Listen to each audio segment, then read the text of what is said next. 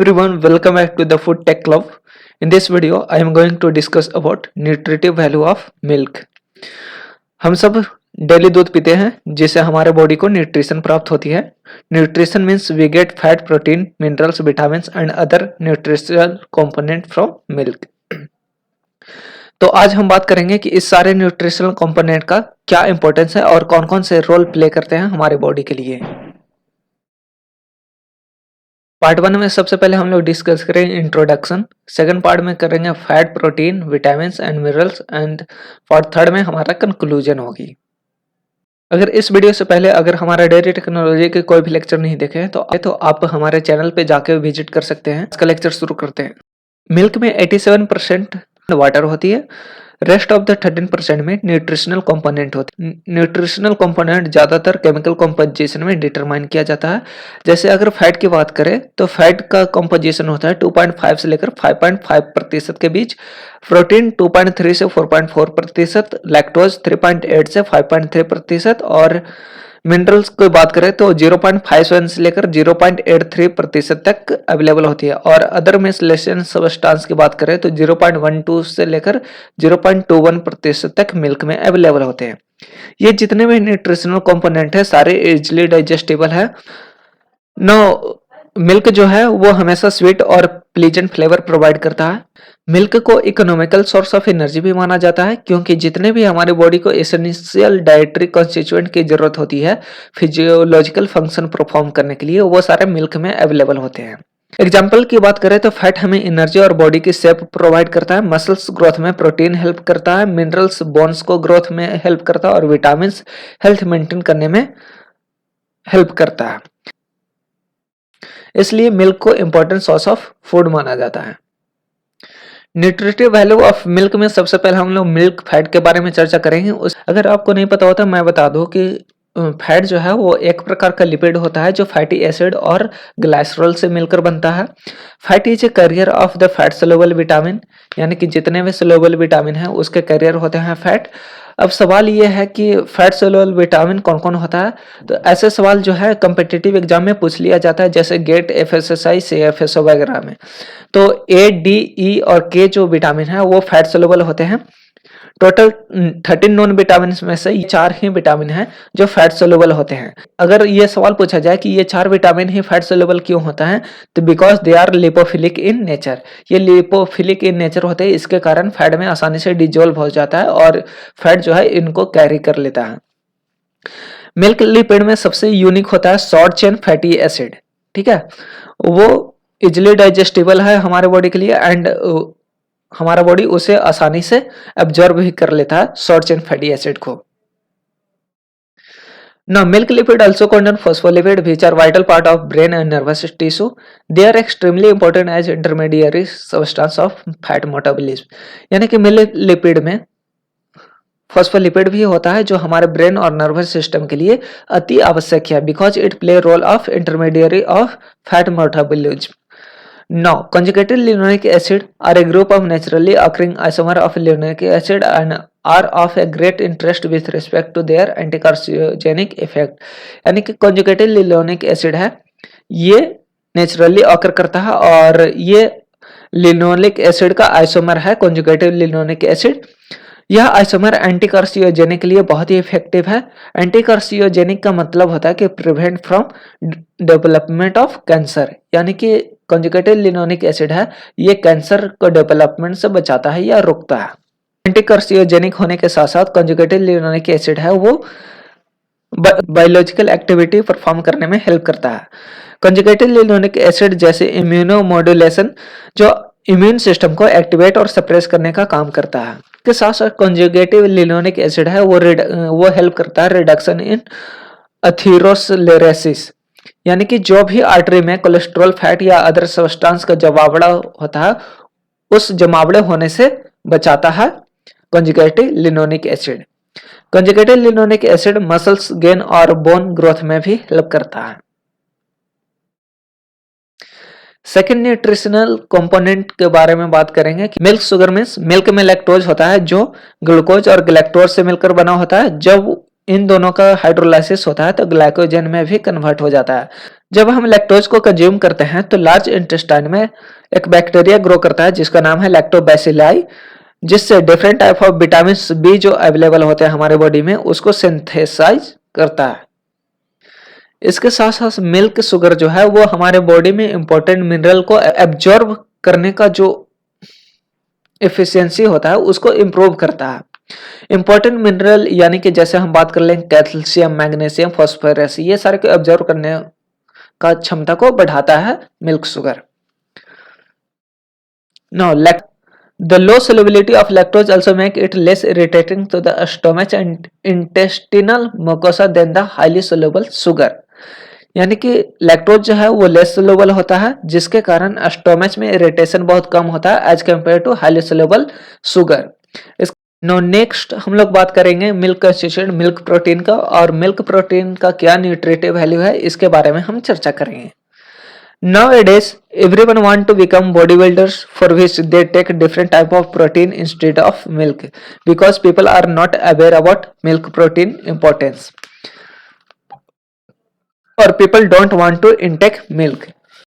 अगर हम साइंटिफिकली बात करें तो इंसान अगर दिन में 1 लीटर दूध पी लेता है तो उसके जो भी बॉडी के रिक्वायरमेंट होती है, जितना भी प्रोटीन की रिक्वायरमेंट होती है बॉडी का, वो 50% पूरा कर देती है 1 लीटर दूध में। मिल्क प्रोटीन में कैसिन होता है जिसको प्रोटीन एफिशिएंसी 2.89 से 3.10 तक होता है। अगर प्रोटीन का बायोलॉजिकल वैल्यू का बात करें तो it is very high because it help in growth of muscles as well as to perform function of our body. खास बात यह है कि जो भी अमाउंट या प्रोपोर्शन में एसेंशियल अमीनो एसिड की जरूरत होती है हमारे बॉडी के लिए वो मिल्क से फुलफिल हो जाती है। प्रोटीन हमारे बॉडी डैमेज को रिकवर करता है, मसल्स कॉन्ट्रैक्शन में पार्टिसिपेट करता है और एंटीबॉडी के रूप में भी काम करता है और एनर्जी भी सप्लाई करता है। नेक्स्ट हम बात करें तो जैसे जिस तरीके से fat vitamin A, D, E and के का कैरियर को कैरी करता है फैट, उसी तरीके से मिल्क में जो वे प्रोटीन है वो एंटीबॉडी को कैरी करता है जिसके कारण इम्यूनोलॉजिकल प्रॉपर्टी शो करता है वे प्रोटीन में अल्फा लैक्टोअल्बुमिन पाया जाता है जो रेडली डाइजेस्टिबल है, यानी कि बहुत कम डाइजेस्ट होता है और वो एंटी कार्सियोजेनिक प्रॉपर्टी शो करता है। एंटी कार्सियोजेनिक प्रॉपर्टी का मैंने मीनिंग पहले ही बता दिया था कि वो कैंसर जैसे बीमारियों को डेवलप होने से बचाता है या फिर प्रिवेंट करता है। मिल्क में एंटी माइक्रोबियल कंपोनेंट भी पाया जाता है, एग्जाम्पल के इम्यूनोग्लोबुलिन जो इंट्रिक और रेस्पिरेटरी बैक्टीरिया का अगेंस्ट पैसिव इम्यूनिटी प्रोवाइड करता है। कोलोस्ट्रम मिल्क का चर्चा इसलिए हुआ क्योंकि इसमें इम्यूनोग्लोबुलिन का कंसंट्रेशन बहुत ज्यादा होती है और जब यंग काल्फ या माता अपने बच्चे के बाद जो दूध पिलाती है वो दूध पिलाने से इम्यूनिटी का क्विक ट्रांसफर होता है और बच्चों को बीमारियों से लड़ने का शक्ति प्रदान करता है और उसके बॉडी को ग्रोथ करने में हेल्प करता है। ना मिल्क में मिनरल पाया जाता है और हम लोग चर्चा करेंगे nutritive value of minerals.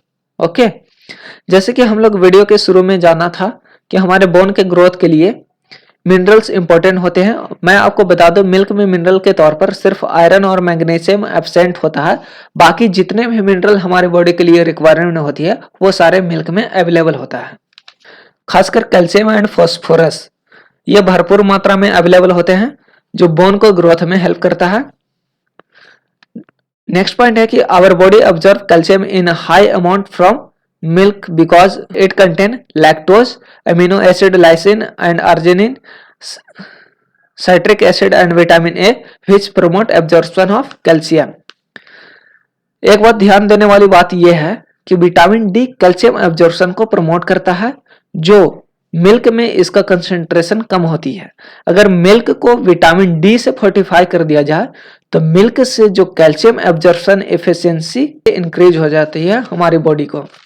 Now we will discuss vitamins। अगर बात करें हेल्थ की तो हेल्थ के लिए विटामिन्स का जरूरत होती है जो मिल्क में अवेलेबल होता है। विटामिन ए की जरूरत होती है हमारे विजन को मेंटेन के लिए। इसके साथ साथ विटामिन ए का और भी फायदे हैं, जैसे स्किन को क्लियर और स्मूथ रखना, म्यूकस मेम्ब्रेन को हेल्दी रखना और इन्फेक्शन से बचाने का काम करता है विटामिन ए। ना मिल्क में विटामिन ई भी पाया जाता है, लेकिन विटामिन ई का मात्रा बहुत कम होती है। विटामिन ई का जो रोल है वो एंटीऑक्सीडेंट का काम करता है, जो कैरोटीनॉइड्स, विटामिन ए और पॉली अनसैचुरेटेड एसिड जो अवेलेबल होते हैं मिल्क में, उसका ऑक्सीडेशन होने से बचाता है। विटामिन डी का हम लोगों ने पहले ही चर्चा कर लिया था मिनरल्स में, कि विटामिन डी जो होता है वो मिल्क में बहुत ही लेस अमाउंट में अवेलेबल होता है, लेकिन ये विटामिन डी जो है वो हेल्प करता है कैल्शियम का एब्जॉर्प्शन एफिशिएंसी बढ़ाने में। मिल्क को विटामिन डी से फोर्टिफाई कर दिया जाए तो हमारे बॉडी का जो एब्जॉर्प्शन कैपेसिटी है उसको इंक्रीज कर देगा, जिससे जितने भी हम मिल्क में कैल्शियम अवेलेबल रहेगा वो सारा का सारा अब्जॉर्ब कर सकता है। नेक्स्ट विटामिन की बात करते हैं, विटामिन के का। मिल्क आल्सो कंटेन विटामिन के that is required for synthesis of prothrombin and hence is useful in normal blood clotting. Vitamin के है वो प्रोथ्रोम्बिन को सिंथेसिस के लिए जरूरत होती है और नॉर्मल ब्लड क्लॉटिंग में हेल्प करता है। No, milk is a fair supplier of vitamin B complex. Appetite और डाइजेशन के लिए थायमिन विटामिन की आवश्यकता होती है जो मिल्क में अवेलेबल होता है। मिल्क में सफिशिएंट अमाउंट में फोलिक एसिड, विटामिन बी12 भी अवेलेबल होता है जो red blood corpuscles and nucleotide acid को सिंथेसिस करने में हेल्प करता है। अब हम लोग वीडियो को आखिरी तक पहुंच गए हैं। न्यूट्रिटिव वैल्यू ऑफ मिल्क में मैंने फैट, विटामिन, मिनरल्स, प्रोटीन के बारे में चर्चा कर ली। अब हम लोग कंक्लूजन में पे आ जाते हैं। The calcium content increases the metabolism of fat, prevent osteoporosis and may reduce the risk of hypertension bye maintaining the elasticity of blood vessels. Calcium content fat का मेटाबॉलिज्म को इंक्रीज करता है, जिससे ऑस्टियोपोरोसिस से बचाता है। ऑस्टियोपोरोसिस एक bone disease होता है जो कैल्शियम कंटेंट उस डिजीज से प्रिवेंट करता है। कैल्शियम हाइपरटेंशन रिस्क को रिड्यूस करता है bye maintaining elasticity of blood vessels. Now, milk contain good amount of vitamin B12 which is required for healthy functioning of the brain and the nervous system. Vitamin B3, niacin which may help maintain a steady weight and improve energy expenditure. Milk में सिर्फ एक vitamin की कमी होती है, वो है vitamin C. On an average 100 gram of milk provide about 75 to 100 calorie of energy, यानी कि 100 ग्राम दूध में करीब 75 से 100 कैलोरी एनर्जी प्रोवाइड करता है हमारे बॉडी को। अगर सेब और गोट के दूध की बात करें तो उसमें कैप्रिक एसिड और हेल्दी फैट पाया जाता है जो एचडीएल कोलेस्ट्रॉल को रेज करता है, यानी कि गुड कोलेस्ट्रॉल को रेज करता है।